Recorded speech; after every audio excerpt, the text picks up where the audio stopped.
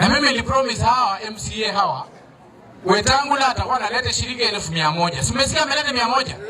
Na mimi nikaambia MCA na mimi nitakuwa nasindikiza Wetangula kwa hizo ward sita zote, 60 wards. Nitakuwa nasindikiza na 50,000. Alafu kitu kibakia nakula na wananchi. Sio hivyo?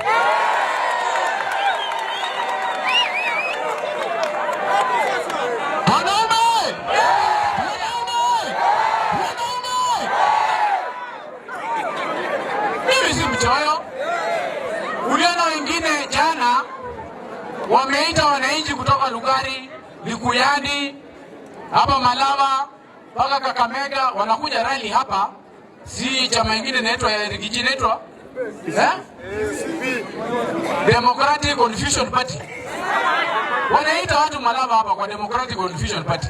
Hata kupatia tu mwananchi 50 tu ya transport kurudi nyumbani, hapana.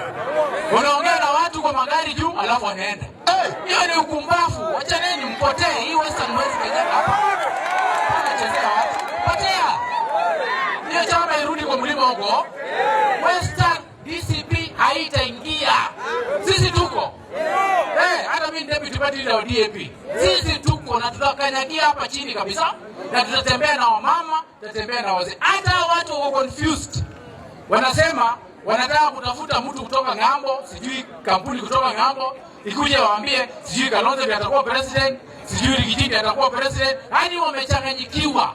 Potea kabisa. Wajinga waliisha Kenya. Sisi tuwe na akili kama Waluya. Sio hivyo?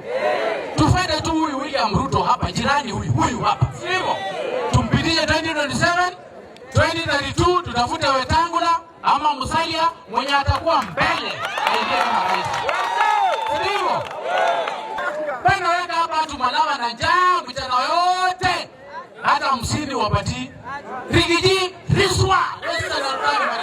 Rigiji riswa.